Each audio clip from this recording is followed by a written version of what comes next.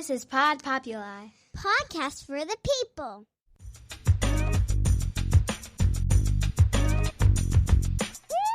The Great Love Debate. It's the Great Love Debate. The Great Love Debate. It's the Great Love Debate.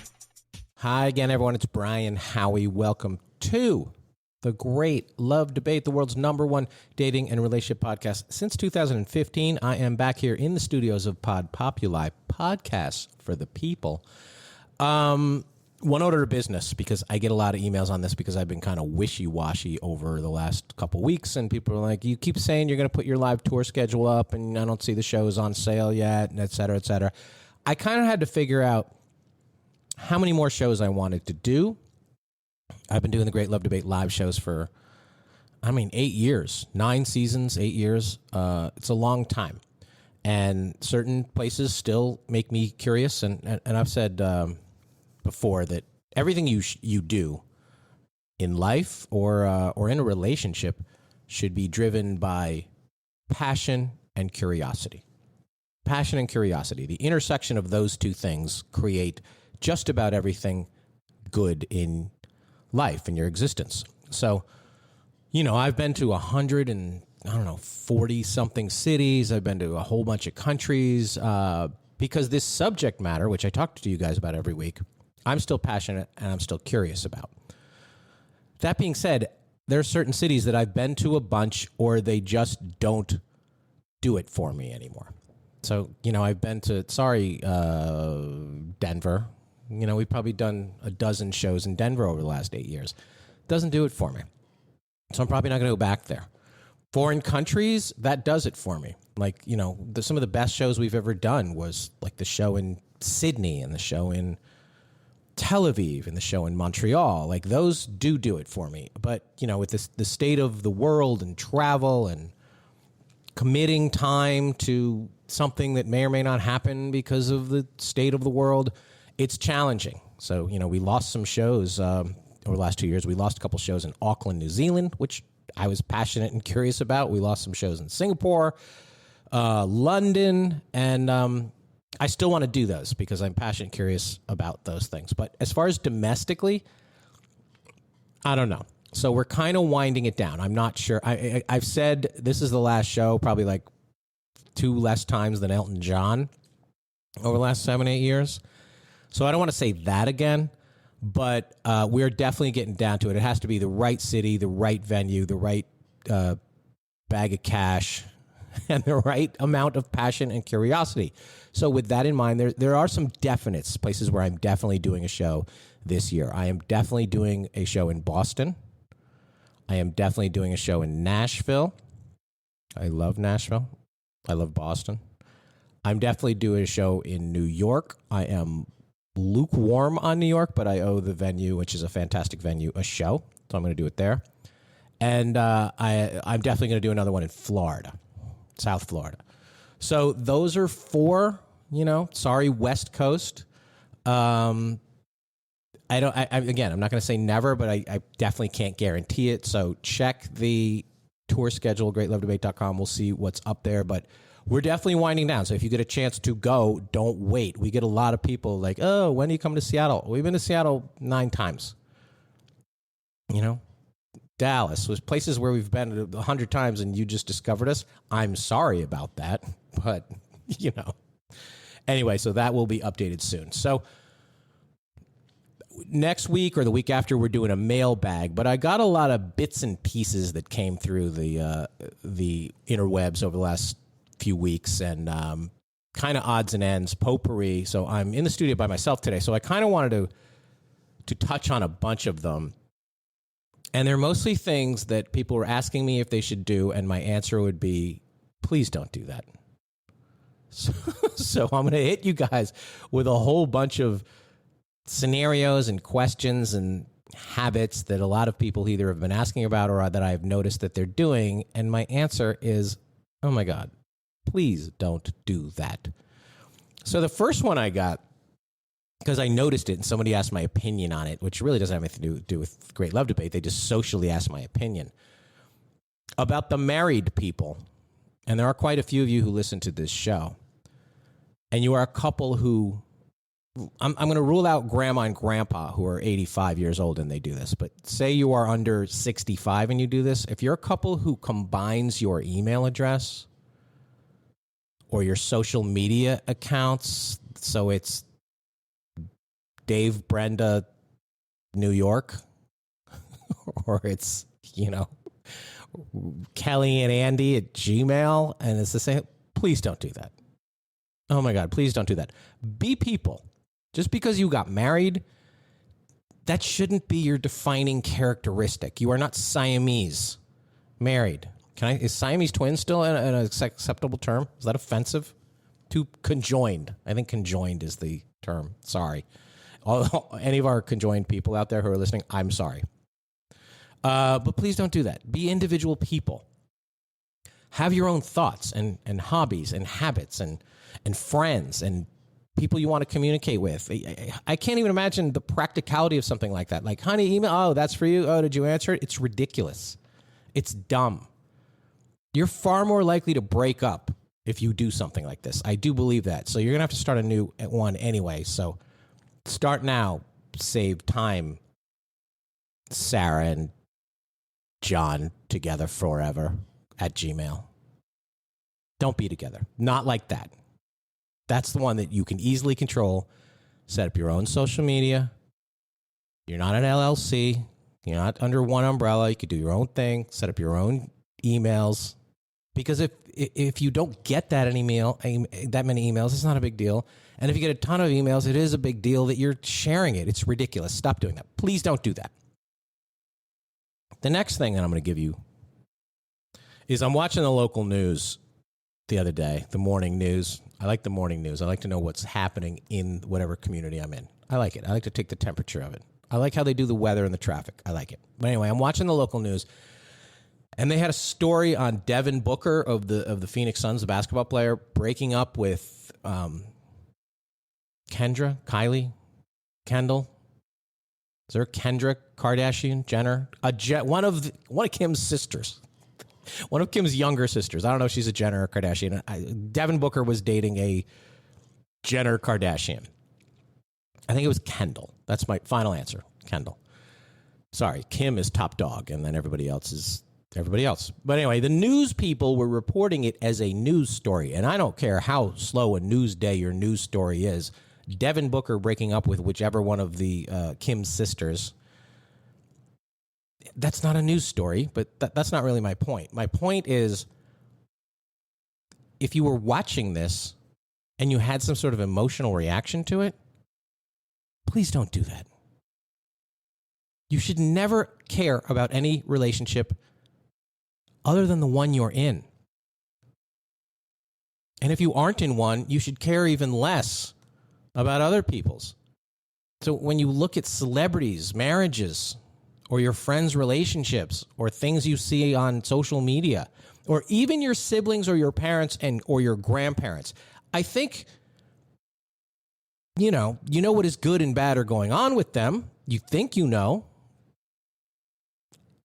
And you're like, I want to be like them. And root for them. Whether it's celebrities or even mom and dad, you don't have any idea what is going on. And I'm serious about that. People are like, you don't know, you're not that close with your parents. Maybe. I don't think you're as close with your parents as you think they are, that you know the status of their relationship. Maybe mom is secretly unhappy. She doesn't want to tell you necessarily. And she probably doesn't want to tell dad. Or maybe dad has lost his feelings and that's why he fishes all the time. So you should root for their happiness, but you should root for everybody's happiness. You should want everybody to be happy and find love. That's what we're doing here. We want everybody to be happy and everybody to find love. But if you're trying to be like, oh my God, I love that couple so much. I loved them together. I loved J-Lo and Ben Affleck. That's what she's still on Ben Affleck, right? Ben Affleck, I love them together. That's insane to me. Please don't do that.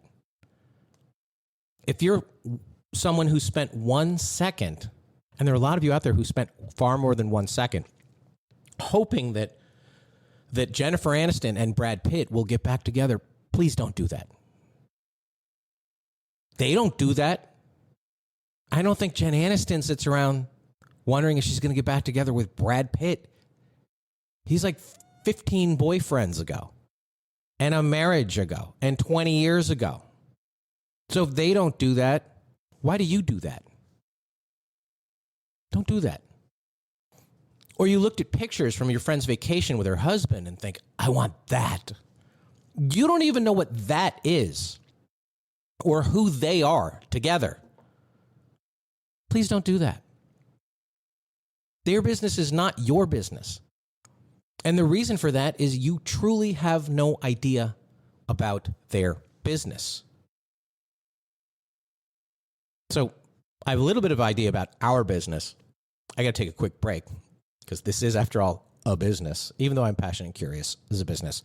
And we'll get into some more of these things that you should please not do right after this. And we are back. And I'm going to run through a whole bunch of things, a grab bag full of things that please don't do that. So we've done whole episodes on this before, but if you go up to an ex, or not even an ex, maybe it's someone who just stopped calling you back, whether they ghosted you or not, you don't talk to them anymore, and you see them at the supermarket or you see them at a bar or a club, and you want to go up to them and say, hey, why did you do that? Please don't do that. Don't do that. You won't get the answer you want. You're not Chris Hansen. These gotcha techniques, they are pointless with people who don't care about you. And they clearly don't care about you. Certainly not now, probably not ever. If you do something because you're looking for answers, please don't do that. You're not getting them. Not in the way you want, not what you want.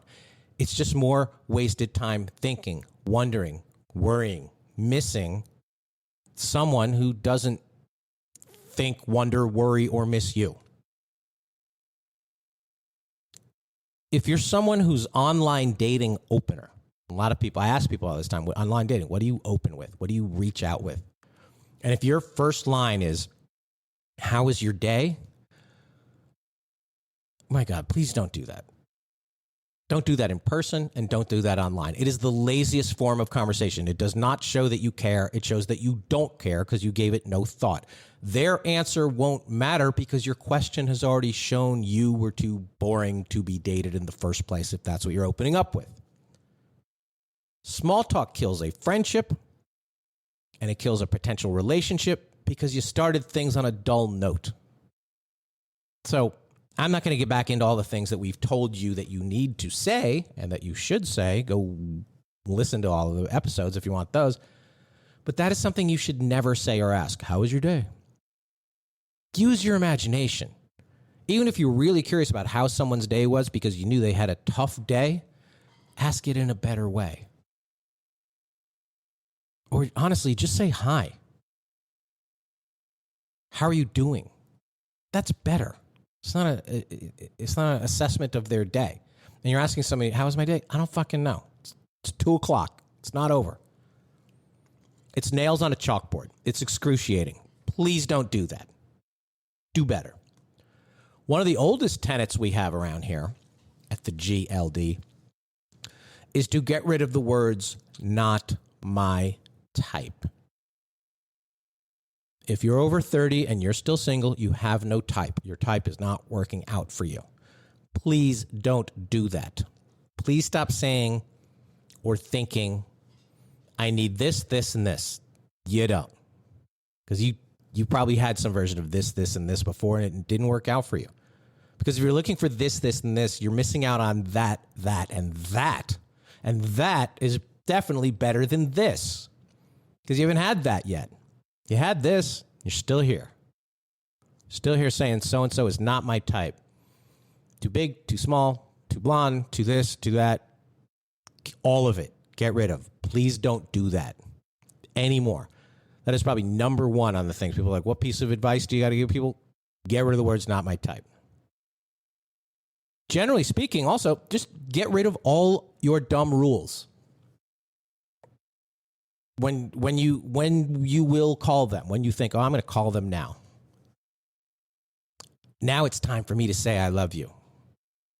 And most importantly, now is when I think I will have sex with them. All these pre-calculated, formulaic equations that you've mapped out. If I do this, this, and this, it's going to make them do this, this, and this. It's never going to be that. Ever. Some woman emailed me the other day with, I have a firm 3-month rule.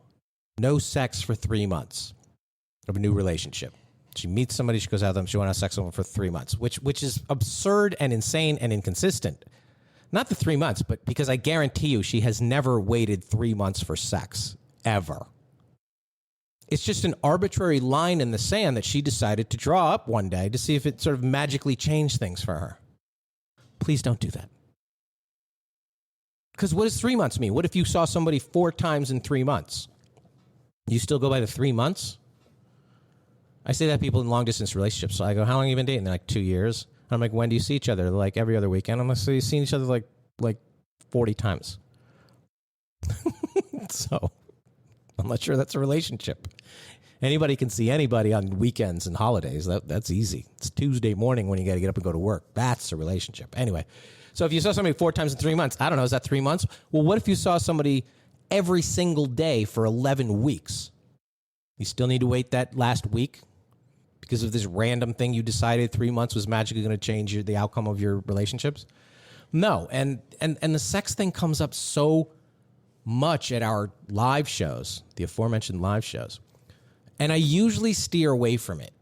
And it's not I steer away from it because it's lazy or I'm a prude or anything. It's just such a random hole to go down, no pun intended. People are so nonsensical about it. So I'll just say this. If you are using sex as a referendum or a reward, please don't do that. Don't do that.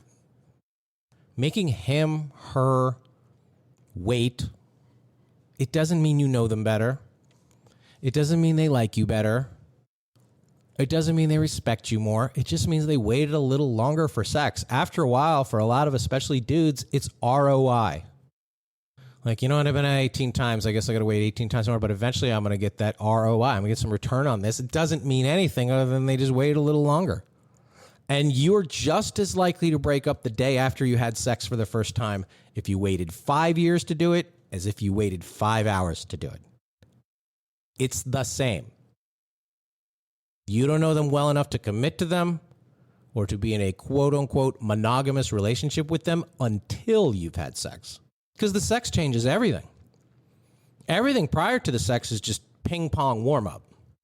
It's fine. It helps. There's some feelings involved, but ultimately it's irrelevant until you find out about the sex and how that changes things. Because people get crazy both ways. It always changes things for him, for her, for you. So if you're playing games with it, please stop doing that.